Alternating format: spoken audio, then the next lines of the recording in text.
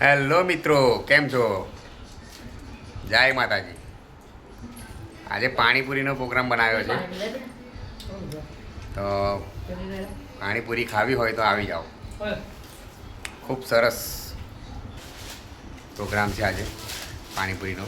બહુ ટાઈમથી નથી ખાધી એટલે આજે બનાવી છે પાછી. જો પેલા મેડમ પાણીપુરીનો પ્રોગ્રામ વાળા મેડમ. ચલો બધાને ખાવી હોય તો મોસ્ટ વેલકમ. અને આજે એક વસ્તુ થઈ ગયું છે મસ્ત. પાણી ફ્રીજમાં મૂક્યું હતું ઠંડુ થવા માટે, તો બરફ થઈ ગયો છે. પણ એટલું જોરદાર લાગે છે, ટેસ્ટી.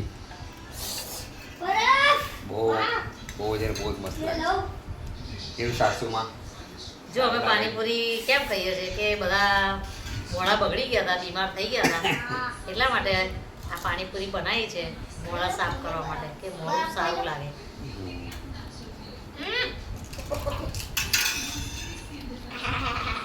કેવું છે પાણી? બહુ જ મસ્ત, બહુ જ મસ્ત. જે પાણી બનાવ્યું છે એ જ તારીફ કરી રહ્યો છે. અને અમે પણ પાણી પીધું, પાણીપુરી જોડે ખાધું, ખૂબ મજા આવી. તો તમારે આવી હોય તો કમેન્ટ કરો.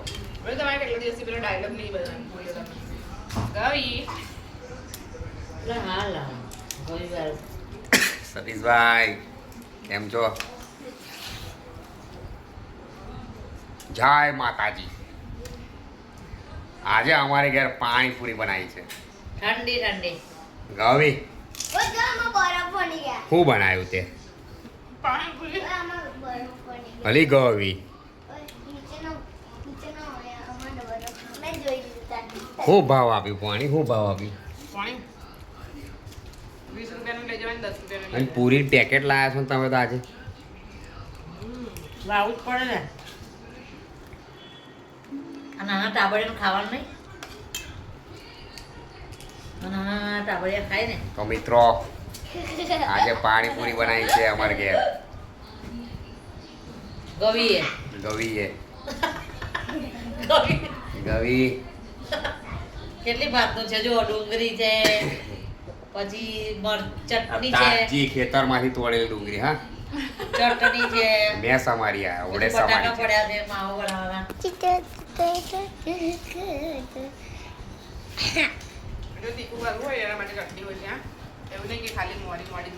અને ચટણી લાલ લાલ, જો લાલ મરચાની ચટણી બનાવી છે. આ પોણી બનાવ્યું છે મિત્રો. આ માવો છે, જોઈ શકો છો. ઘરે લઈ જાઓ. આ મારા મધર બેઠા છે ખાવા માટે.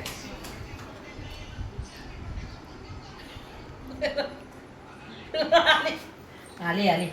પેલી બાજુ જરા રૂમમાં ધમાલ ચાલતી હતી એટલે આ ગવી ઉઠીને ગઈ હતી છોરોને શાંત રાખવા સારું. ગવી, છોરો શાંત થઈ ગયો. શાંત થતા નહીં. અને આવો તો પાછું મિત્રો વેકેશન આવવાનું પાછું 2 મહિનાનું. 2 મહિના 2 મહિનાનું માથું તમે ખાવા. ચમના કાઢશો 2 મહિના. માથાની દવા છે બધી. વાહ. ચાલો પાણીપુરી ખાવી હોય તો જય માતાજી.